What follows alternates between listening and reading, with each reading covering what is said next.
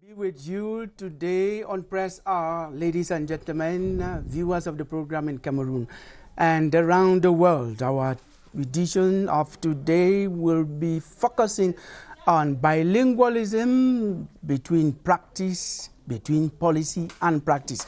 And we're going to discuss that with... There was a technical problem at the Tricaster. That's why we could not even give you the thing. So we now call for them to take us.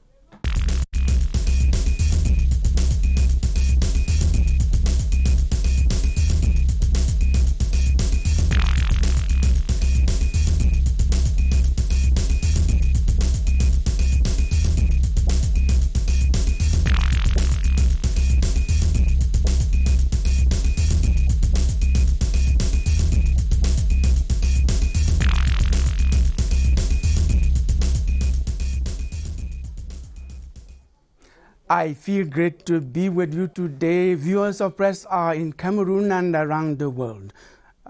Today's edition of the program, our focus is on bilingualism.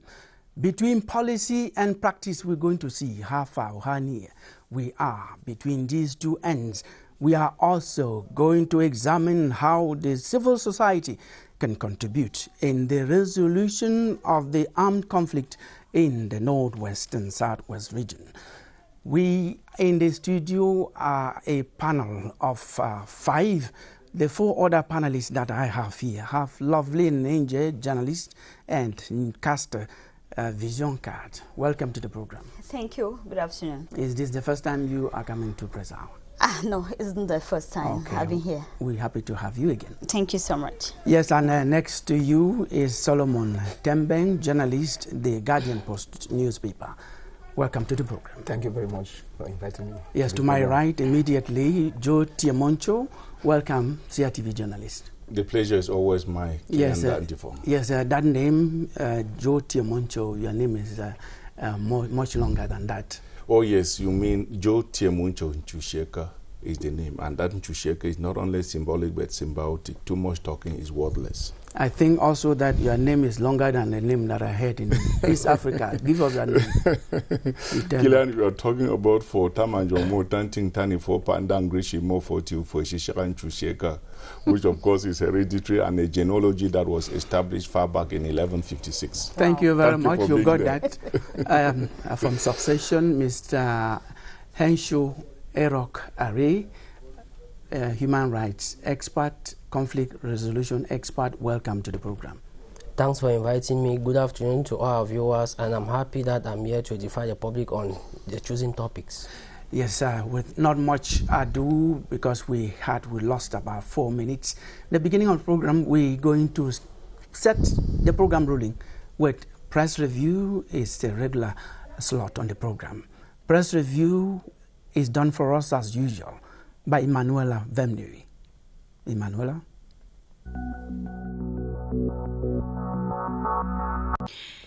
Separatist atrocities in the northwest and southwest regions preoccupied media practitioners all through the week ending.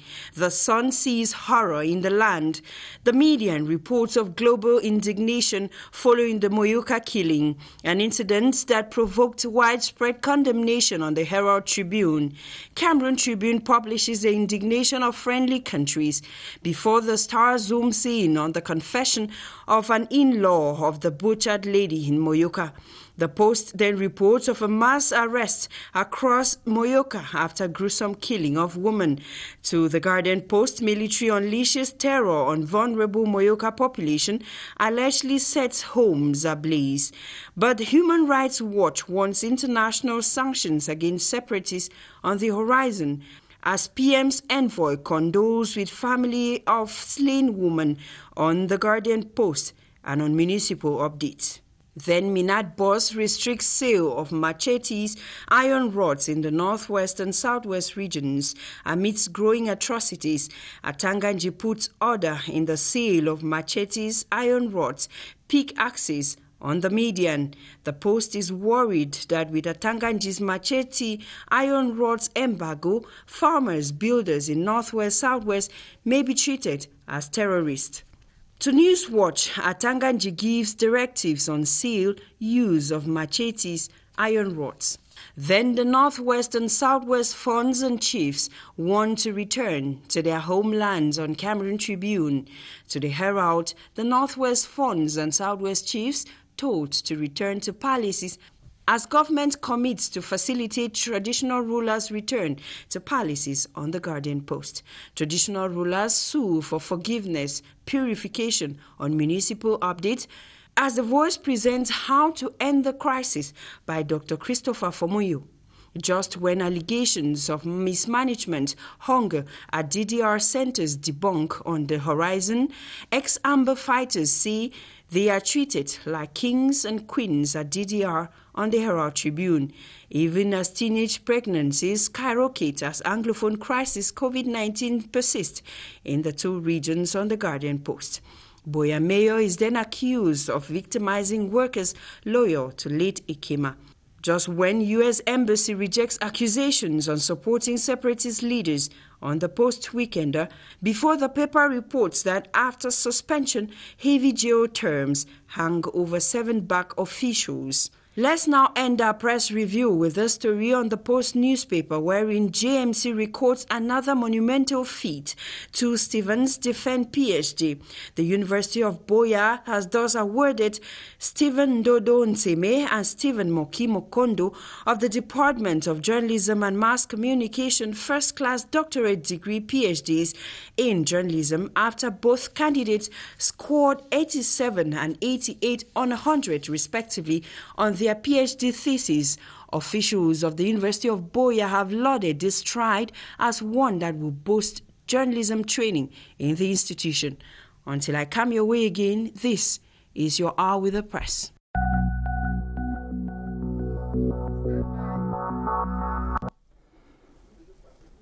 And we are waiting for you on our way again next week, Sunday.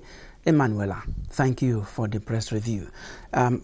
You listened, you watched that press review, and the events of this week, the week opened with the bilingualism, the Commission on Bilingualism, the promotion of bilingualism and multiculturalism in Cameroon, sitting to evaluate how far they've gone and to see the perspective on how they can apply the law on bilingualism and multiculturalism. Our focus is on bilingualism in Cameroon between policy, as we have so many degrees. It's even enshrined in the fundamental law of the land, the Constitution. But just how practical are these laws put in place? That's what we're going to look at right now. And as a matter, culture has expression in many dances, gestures, but language is central. I'm going to start with you, Joe. When you look at the state of bilingualism in Cameroon between policy and practice, what do you say? When you get back to the 24th of December 2019, when the text on the promotion of bilingualism and multiculturalism was signed by the head of state, it is quite edifying that it is necessary, if not compulsory, in officialdom for the use of the 2 languages, that is, English and French. And within this week, the members of the National Commission for the Promotion of Bilingualism and Multiculturalism will be getting down to the field in order to assess the level of implementation by the various ministerial departments. It is a start, I should say, a start of follow-up of the text and implementation of the text, because that commission had not done that before. And so I think the members of that commission went visiting, even surprising some institutions once. Exactly, but not as prepared as it is now. because that one was informal contact. And now they have been able to share themselves, the 15 members, to the various ministerial departments to know how things are moving, especially in the implementation of bilingualism in terms of the usage of the English language and French.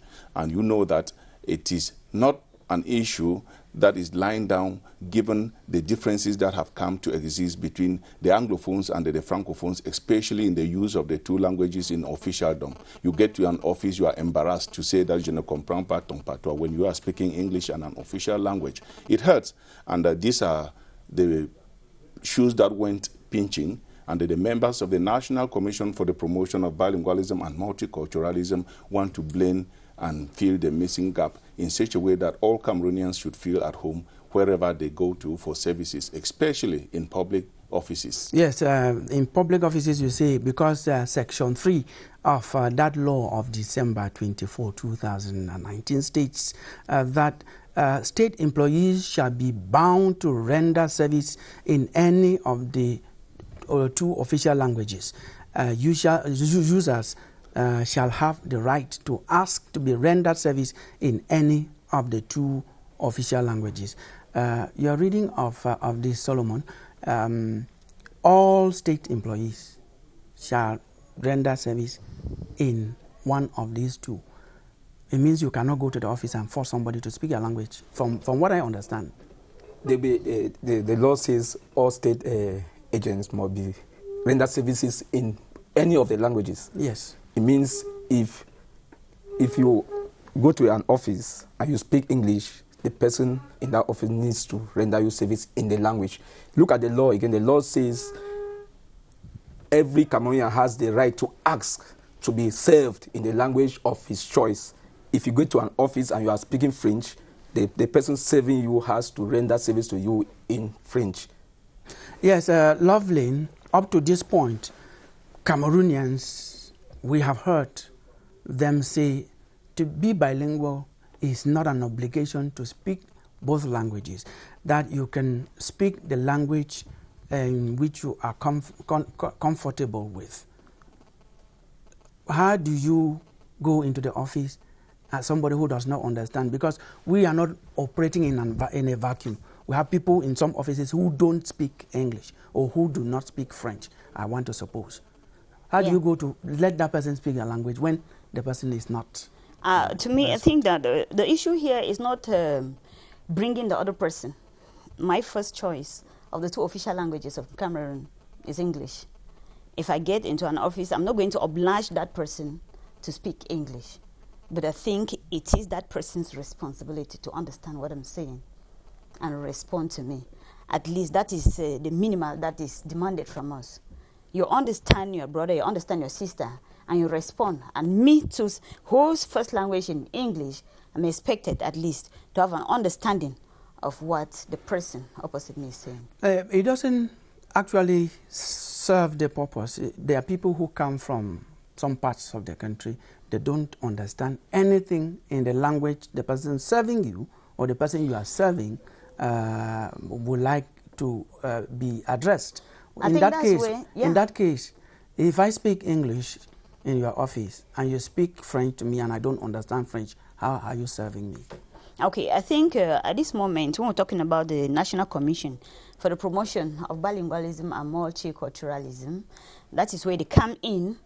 And we know that with the December 2019 law reinforcing the practice of bilingualism in Cameroon, we know that even the ministries of education are putting in a special program. To me, that's how I see it, which means, hence, we are supposed to have those special programs in peripheries where the first language is French.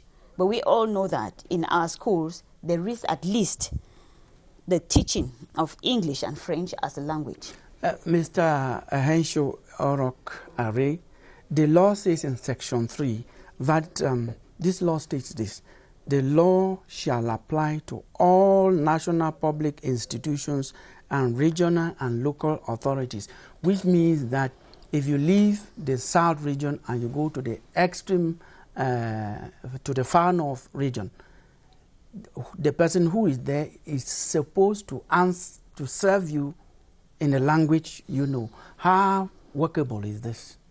Because that's what I've just read what the law says. Yes, based to the 1996 Constitution and the law of 2019/019 of 24 December 2019. This law stipulates that bilingualism should be practiced in all institutions, in all public places, as you were saying. And more to that, when you go to any place, you should be served in the language you are comfortable in. That's bilingualism. Equality in terms of size, font size, and color. But that is not what is practiced. For example, if you go to Hotel de Député, where parliamentarians lodge when they come for their sessions, they are the ones who voted this law. If you go to Hotel de Député, the signposts there are only in French.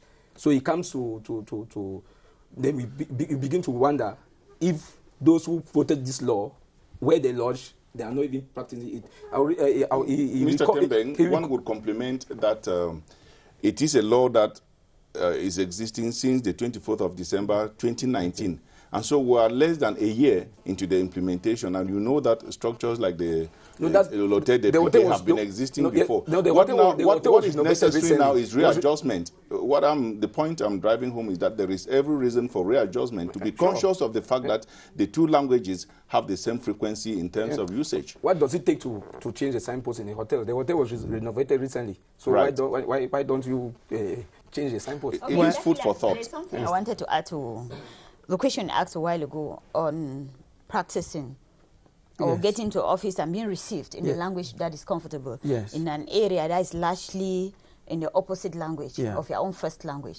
I think it's also for the government, to ensure that, because it is said that every sector, that's what the law says, that each organization, each structure, ministry, or entity of the government must have a unit for the practice of bilingualism. So that entity must make sure that its structures or affiliates in the different regions have people who can receive you in both languages. Yes, there is this problem of, because we are saying that law is not coming to be put into practice in a vacuum.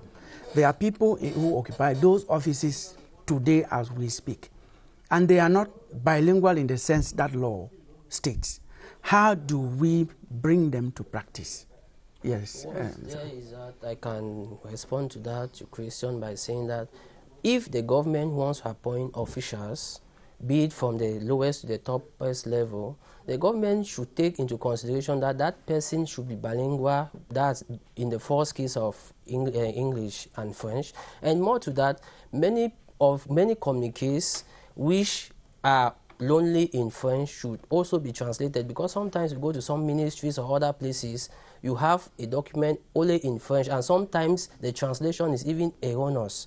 We should make sure that bilingualism should be perfectly being practiced, because sometimes you talk Cameroon is a bilingual country, but the Cameroonians themselves few are bilingual, and that's what the government has to look into.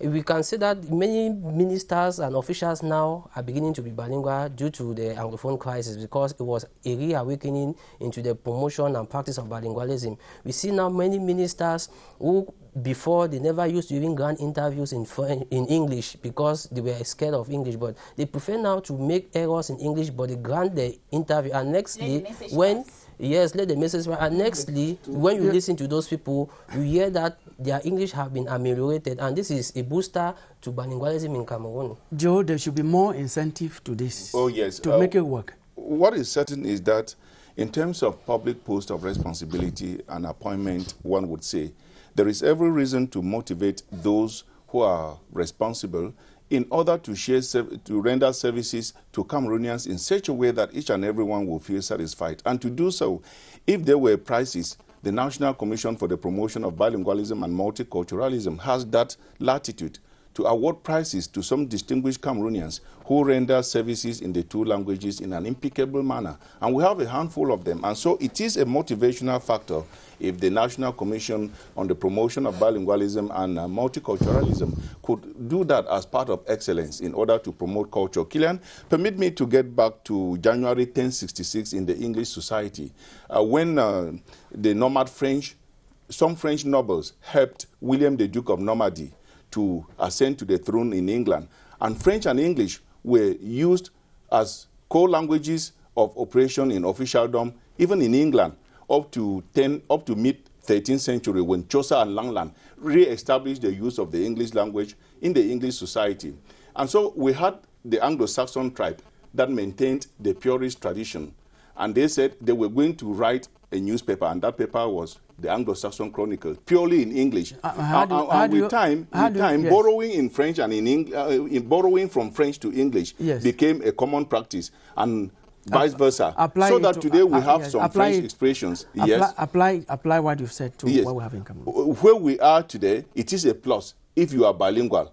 And if you make sure that you speak the two languages with a certain frequency that is worthy of use, we go international. We should even be thinking of creating the National Peace Corps for Cameroon, where we can send Cameroonians graduates who are capable of speaking French to French-speaking countries, English to English-speaking countries, where they will acquire some skills, and upon their return, they will be useful in the development process. As another incentive, the government has gone ahead to create linguistic centers in some regional capitals. I think the government should decentralize those regional centers to divisional, even subdivisional levels, and make those centers, for you to study in those centers, free. Cut some of the staff at the Commission for Promotion of Bilingualism, some of who are from the higher cut the staff and subsidize the linguistic centers for people to study there for free. And then the bilingualism and the Commission for the Promotion of Bilingualism and Multiculturalism should not only go ahead or go to the field to evaluate the use of English and French. Evaluating, but they should be able to punish. Not only reward, reward those who are doing well, and punish those who are not doing well. So there's not the body should be removed, to be changed from mainly an advisory body to an action instrument to force Cameroonians to be bilingual. Now, I was going to ask that question. You've given the answer, but the answer is not complete, because given that it's an advisory body, how far can the National Commission on the Promotion of Bilingualism and multiculturalism go with enforcing this law? How far can they go? They can go. Excuse me, Solomon. I think that even as you say, it's an advisory body. The commission, or the National Commission for the Promotion of Bilingualism and Multiculturalism, it's responding directly to the Presidency of the Republic. A part of being playing the advisory role, they have reports that write after their field trips, like what they're planning now. We mean they don't have the full powers to punish or to effect. No, but then that is why when the commission was created, there was some outcry because of the text of the commission. The text of the commission makes it like a toothless bulldog. A toothless bulldog. So but then let's accept the text itself. It is it's something that was created. We cannot call the commission a toothless bulldog. It is an overstatement. One would say that the commission can be styled a toothless bulldog, because the commission has the capacity to make proposals to the presidency of the republic that can also influence the making of the law in order to implement. For instance, we don't have French and English taught on the same wavelength in the primary school. So if the commission were to make proposal that let this be implemented, it will be building from the foundation and it will come up to something. And as such, the commission, it is true, hasn't the power to punish, but the proposals that the commission is capable of making are those that can change the game. And also, I just wanted to add, Kilian, that from what Joe just said there, we should accept that there's a problem. And that is why we have this actions that are coming in by the government. Yes, it's because we want to fill the gap. There's a gap somewhere, right. And they want to fill it. So there is every reason to accept that there's a problem, and we are growing gradually. Okay. It is true that somebody may say more than 50 years after, but then I think within this short time, like Henshaw said a while ago, that with the crisis, a lot has been done. And I think that if the government were to continue like this, within a short time, what all the problems we're talking about, especially concerning the practice of bilingualism, will be history. That's how I see it. Yes, you were talking about the commission has to report to the presidency. We agree that. But the commission is working with the Cameroonians, state employees, and some other institutions that have to apply the law. Joe, you have the toll-free number. How do the public report to the National Commission on Bilingualism and Multiculturalism when they see certain things? Say you go to an office and somebody insults you, somebody doesn't respond to you because you have a right to be served in that language. How do you get frustrated? Not quite. There is a leeway, and which is that leeway? That you can call the commission through 1518. The toll-free number is 1518 for the National Commission for the Promotion of Bilingualism and Multiculturalism. And you raise your concern that I had this abuse in this office. You can do it by way of calling or even writing, because the purpose of the commission is to stem the tide. In other words, it has to improve on the existing order in the society. If somebody tells you that I don't understand your mother tongue, calling English language, which is an official language in Cameroon, your mother tongue, then you have every reason to petition to the commission, and the commission will call such an official to order. That notwithstanding, you as a Cameroonian can also propose that for bilingualism and multiculturalism to be enhanced, these are the items that I think should be taken care of for us to change the way things were done in the yesteryear. I also think for the commission to do its job very well, Cameroonians also have to have the will to enhance bilingualism, because it starts with the people. The commission can be doing all the niceties, but the will is not there within Cameroonians. Cameroonians should make efforts to improve them. I do believe that bilingualism is being practiced to a greater extent in Cameroon, because we see many parents sending francophone parents sending their children to English-speaking schools, and this has made this has made that bilingualism from the base has started being okay. But people who are in the middle ages and aged persons, they were like not really applying bilingualism. But I bet you that between 5 to 10 years now, Cameroon will be perfectly bilingual. Okay. Briefly, yes, go ahead. Adding to the toll-free number, I think individuals have the right to send petitions against discrimination to the commission. Right. Yeah. They have the right to do that. Discrimination is to the commission because the commission goes just bilingualism. Multiculturalism is part of it. So, so if you go to a place and maybe you are sent away because of your language, you have a right to petition. Yes, and the toll-free number is 1518. Somebody should not take the law into their hands to pull down a billboard as somebody did that you quoted. It's true that out of anger should not let somebody. Indeed, even in anger, you should be a gentleman or a gentle lady.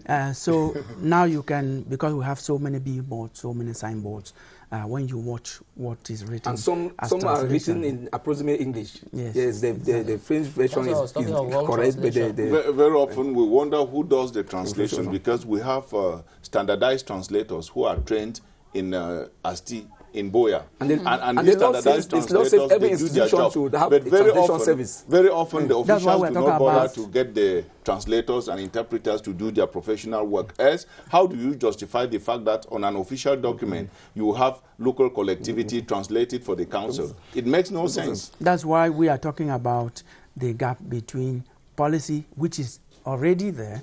There's that will, because we have texts that are as strict as we have them. It is left now for the institutions involved, putting them into force to take them forward. And it's with that that we take you over to our next topic. Our next topic still concerns the crisis, because the crisis is still very much with us in the northwest and southwest regions. We have had so many actions by the civil society, and we just want to see what contribution the civil society can bring in to contribute to solve the problems in the northwest and southwest region. But before we debate on that topic, watch this.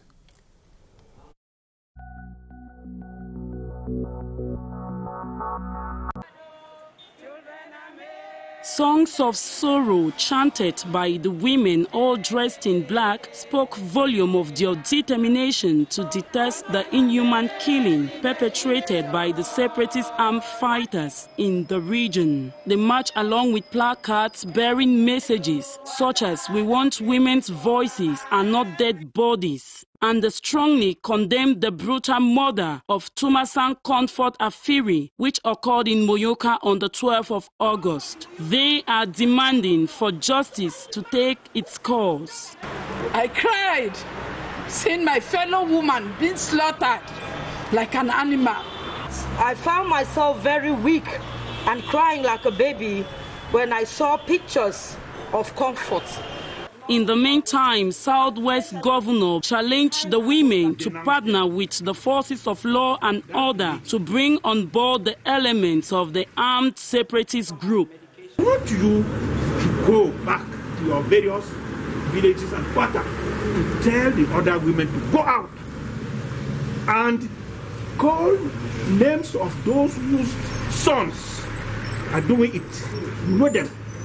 They are abroad. They are with us.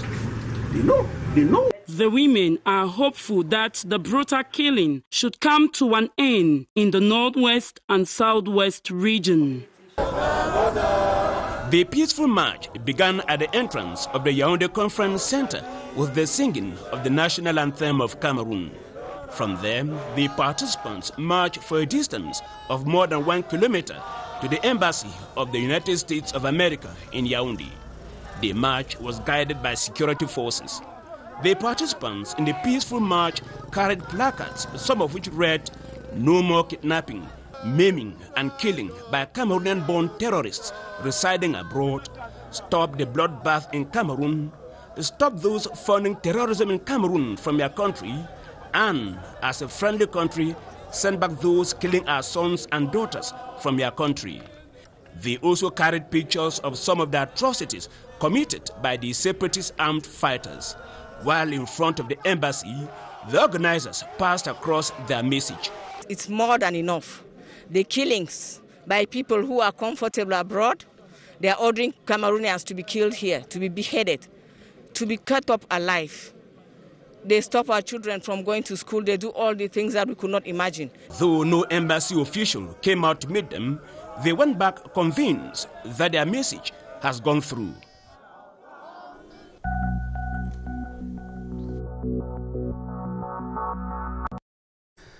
Yes, that joint report was done for us by Annabelle Ndike Eno Anyang Nboya and Ebenezer Akanga right here at the CRTV Production Center in Balatu in Yaoundé. And that was just portraying part of what the civil society can do. Some of those things are the type of actions that can contribute to help solve the vexing crisis in the Northwest and Southwest region. We have described justifiably as a senseless war. I think everybody knows that it's a senseless war. Mr. Erok Ari Henshu, you are a human rights and conflict resolution expert. When we hear of civil society, what do we understand by civil society? Civil society can be described as groups of associations, foundations, or other religious sects which they are non-profit, the activities are non-profitable, and more to that, they receive their funding from donations, not from the state, but from individuals who are there to promote human rights, environmental protection, as well as other religious beliefs. And the sole interest of this is for the population situation to be that there should be betterment of the local person's local person's rights benefits. Mm-hmm. And more to that, we see that most of these civil society associations or NGOs, they are mostly advocates that are carrying the voice of the voiceless, so that their situation should be ameliorated.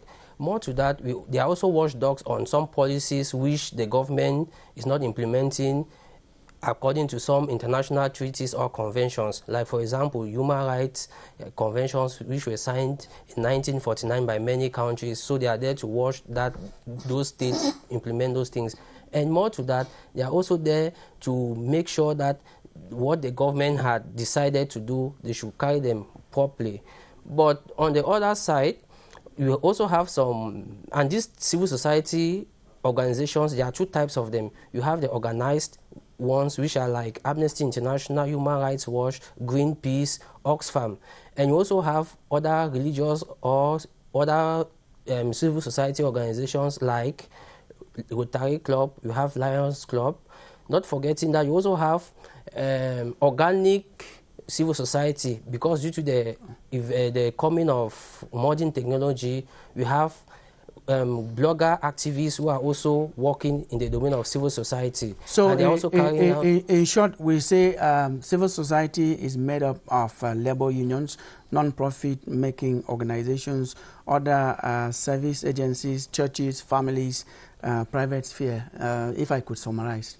Yes, that's basically... and you have gone ahead to even give the role of checks and balances and promotion of development. Yes, we're going to leave it there. We'll come back to you.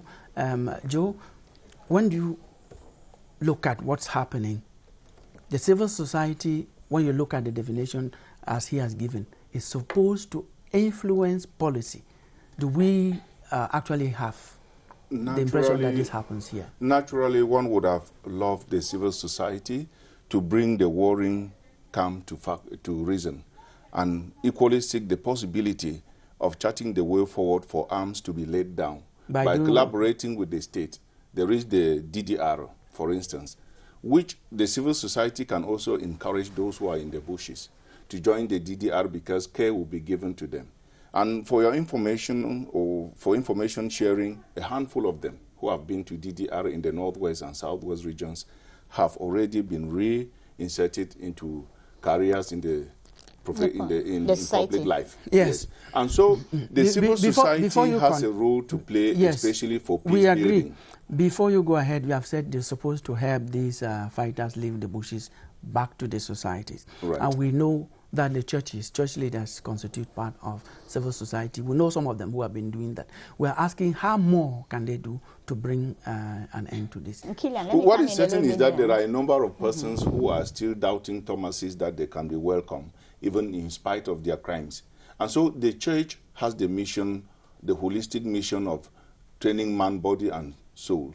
And if the church preaches the message, the good news, to those in the bushes, even to those who have hardened their hearts in the society, it will be such that peace building will be in. And I think that as a member of a community, it is not only those who are steering disorder who are suffering, all of us are suffering. And if peace is re-established, it is to the benefit of all of us. Thank you, Joe. What I wanted to say is that it is true. You said the civil society should work with the government. But I want to say here a little bit to differ is that the civil society is independent. It's neutral. Exactly. Right. The civil society comes in, call both sides to order or to question, to answer to their atrocities. Because we were not refusing the fact here that both camps have caused atrocities. Right. We are talking about the Northwest and the Southwest regions. And we expect our civil society to come and call all of them to book. We're looking for the way forward. Of course, we are. The first thing the civil society we are calling them to book. It's a way forward. Neutral stand. Playing a blame game to be able to win the trust, helpful. to be able to win the trust of both parties, of the belligerents, the civil society has to adopt a neutral position. And then the second thing the civil society has to do is to engage in actions that will cause both parties to have a change of mindset. The state of affairs. The first thing, neutrality. Second thing, engage in actions to occasion change of mindset. Yes. First, let me just buttress this by saying this. I watched an interview of the former Nigerian president, Yakubu Gowon, who was president during the Nigerian Biafra War. He said they took the decision not to refer to the Igbos who were fighting to secede from Nigeria as enemies, but they were referring to them as rebels because they were rebelling against the state. So they decided that no, these are our brothers. They are not our enemies. So the civil society had to engage in action, sensitization of both parties for each and every of them to see the other as their brothers. The military should not see the separatist fighters as their enemies, but as their brothers who are grumbling. Mr. Temba, the separatist fighters should not see the military as their enemies, but as their brothers. Because at the end of this war, there should not be any victor or vanquished. If there is any victor or vanquished, then there will be an issue. Mr. Temba, we are saying that the civil society has a role to play in peace building. We are not saying that the civil society should not be neutral, but that for peace building, they can broker the peace that is so desired in our society. And for them to do that, they cannot work in isolation. They have to stretch a hand of fellowship to the government. Because the government is already just like to the other camel. Yes, and that's correct. You have belabored that point, and under civil society, the cardinal points are independence. You've talked about that. We have free will. They should be free, willingly free to work. You've talked about that, but we have not talked about pluralism. Pluralism, simply, they should accept ideas, ideologies from other. Mr. Henshaw, you are a civil society expert. How can this help that aspect of pluralism? Yeah, civil society or NGOs need to be plural. Why? Because we've seen of recent some international NGOs have been castigating the government all the times, but not looking at the atrocities of the other camp. The government had to come in to cry so that they should acknowledge the atrocities of the others. And pluralism into human rights domain means that ideas of others, feelings of others should be accepted by all. And that if there's any problem, people should come to a consensus so that the problem be resolved one way or the other. We have problems of human rights, we have problems of environmental issues, we have problems of religious beliefs. We see in some countries Christians are not allowed to practice their religion. I don't want to name those countries here. And you also have... and that's not our focus. Our focus is on how the civil society can wage in to solve to bring a solution to the crisis. Excuse me. How can they come in? Because for there to be a solution to this problem, as a role of the civil society, they have to enhance transparency, governance, and public debate. It's true. Do we have this? How can we encourage this in civil society to wage in on the and then solve the problems? I think, maybe, let me just say a little bit something. There's an heavy arm of the government on our civil society organizations that are local. It's like when you want to be independent, there is that fear that if you're going to say the truth, like we're saying, reporting on both sides, because we are expecting the 6th periodic report on human rights for Cameroon, right? Yes. We're expecting it. So if we see that, if you go to what has been written down already, you won't take note that most of those who have spoken so freely are international organizations. Our own national organizations, they are dwindling, they are dangling. Because there's that fear that there is somebody who is in charge of, who is going to put a heavy arm on you. So and that is exactly what I was talking about when I mean pluralism.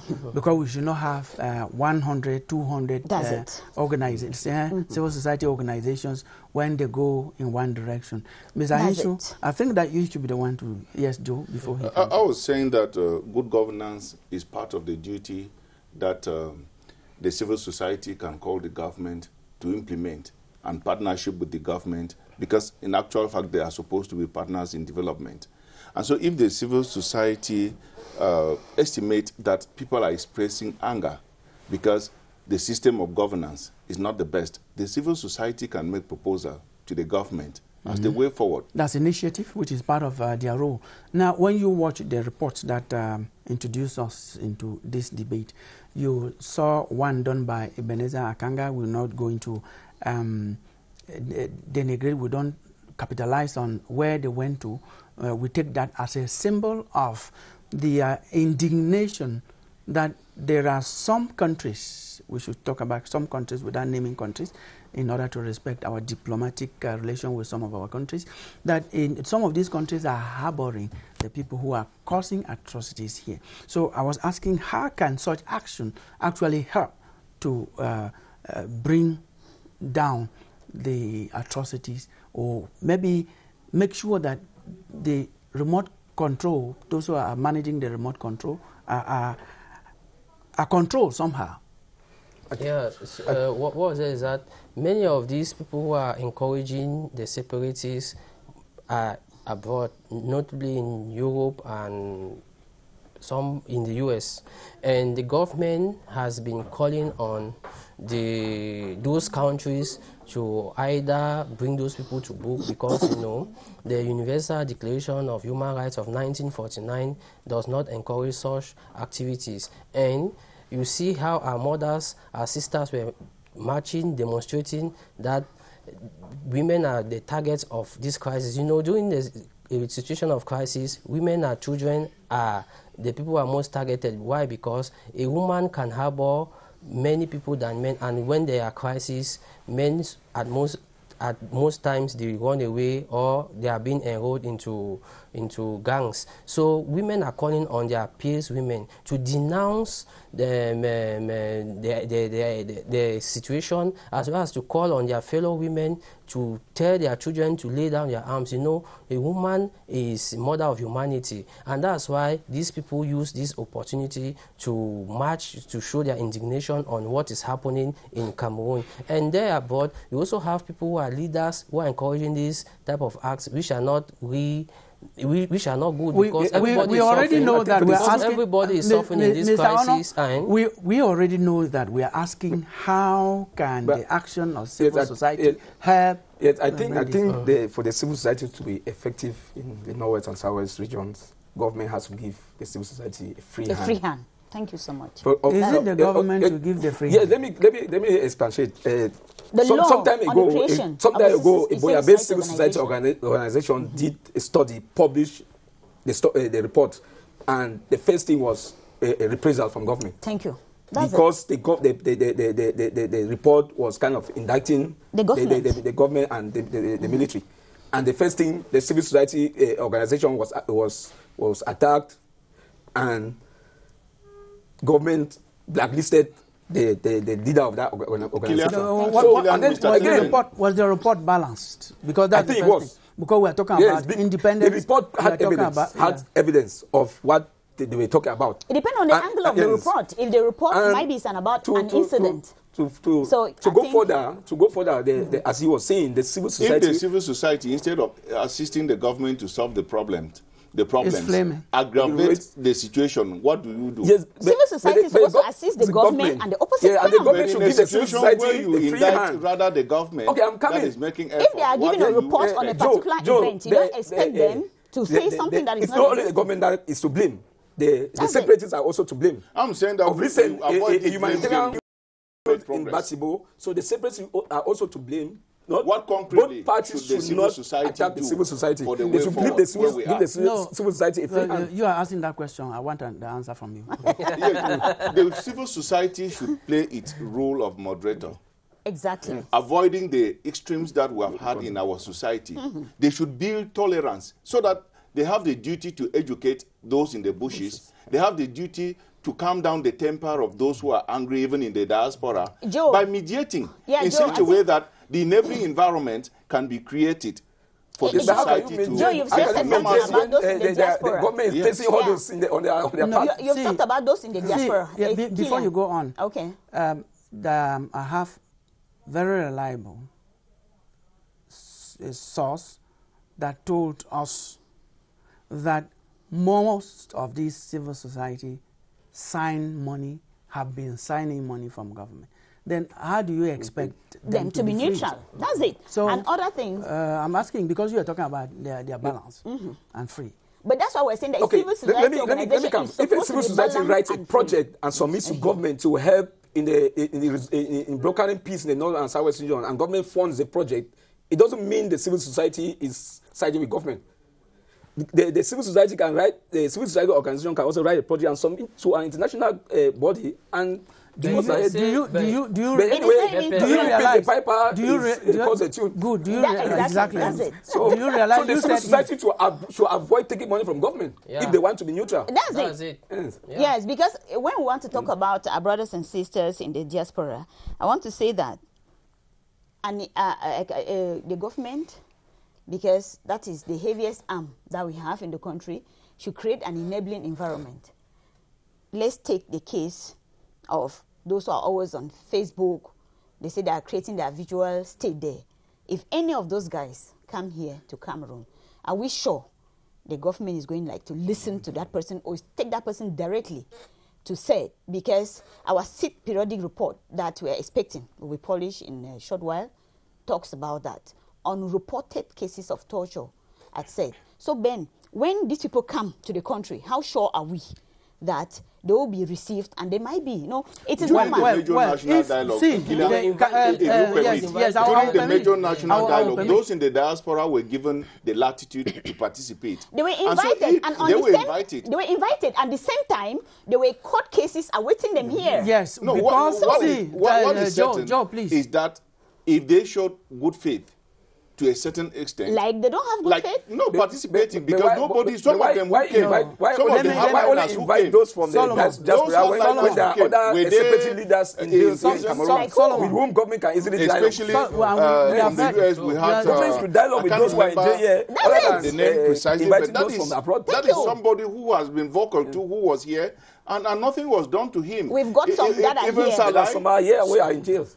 Even Salai, who showed goodwill to create the enabling environments for those who were doubting to come for the major national dialogue, and they failed to do so, is bad faith. Because in seeking for a solution, you don't take the extreme. You don't say that where I am, it is impossible for me to moderate or to change my position. Yes. What we're saying is that those who have hardened their hearts in the diaspora should give peace a chance. Now, please. Why only those in the diaspora? Whereas we have because they are fanning the problems. And you were talking about if some of them come home, they will be arrested. Cameroon has laws. Have they gone against those laws? That's why you should ask. Because there are some of them who can come Are they outlaws? And they will not be arrested. Please, briefly, because we have to receive Bruno. When we talk of resolving this crisis, we shouldn't put speed brakes on the path of peace. Exactly. I think so. It's going to be, we have to forgive each other. Yes. And build tolerance. So if some of them have committed crime against the state, yes, they should be forgiven, and we go on the table of dialogue and we resolve the crisis. Solo, we got situations we're going to receive Okay. Bruno.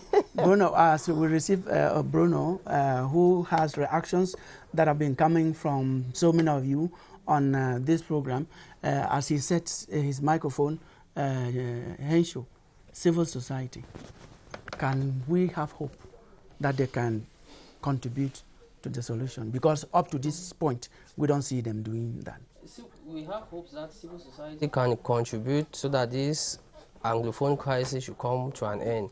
We have been seeing civil society, like for example, we saw the women marching. We have been seeing Kawala with our people demonstrating. Not forgetting Peace and Development International, which is one of those civil societies playing a good role in the field. And civil society has been calling on the government to sit and dialogue with those who are concerned in this crisis. That's the main actors. Civil society has also been doing many things by donating to the internally displaced persons. Thank you. We know that, but we are asking whether they can do more to solve this problem. It's time for us to receive Bruno and Dongwe Fongmi, who is here with contributions that came from you in the course of the program. Bruno, welcome to the program. Thanks for having me, Killian. And the reactions have been coming in from the social media platform. They don't only agree with some of the points made on set here, they actually tabled their own points. We start with a regular contributor, Mary Kilachin, who says bilingualism in Cameroon is really improving, and she goes ahead to explain that at first, the French and the English-speaking Cameroonians did not agree on this, but now they all know the importance and everybody is working towards bilingualism. And Donui George says a very good constitutional policy exists to enhance bilingualism, but its practice is still very difficult with more preference given to the French language. And we also have Prince Motapene, who is also a regular contributor. He says the practice of bilingualism in Cameroon is at a rudimentary stage. The civil society would best wedge in if the government allows them to work freely without politicking. But I doubt how feasible that is in this country of ours. That is Prince's contribution. And we also have this contribution from For Eugene. He says the civil society can wedge in, but the truth remains that the warring factions must create space for a meaningful dialogue, Yes. not the monologue that we had last year. Thank you very much, Bruno. We're going to end there. Thank you, ladies and gentlemen, for coming. We had you, lovely Ninja journalist. We had you, Solomon Tembeng. We had Joe Tiomoncho. We had Hensho Orok Ray. Thank you very much for your contribution. We hope this is going to help enhance the solution to the problems that we have. Thank you so much. Thank you. Thank you too. And it's with that we come to the end of Press Hour today. Have a good day ahead.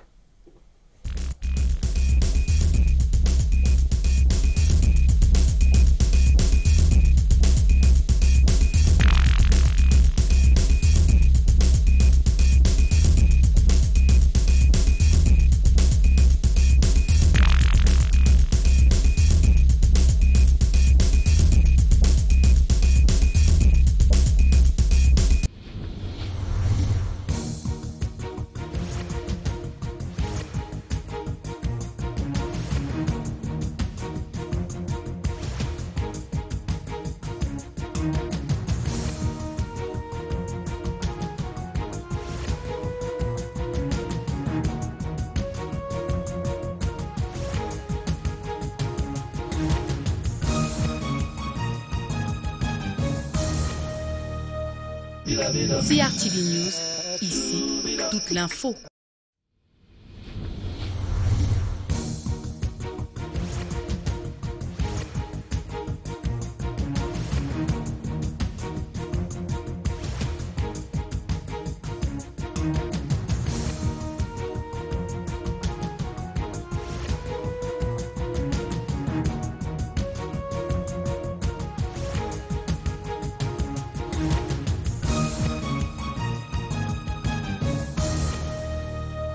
CRTV News, ici, toute l'info.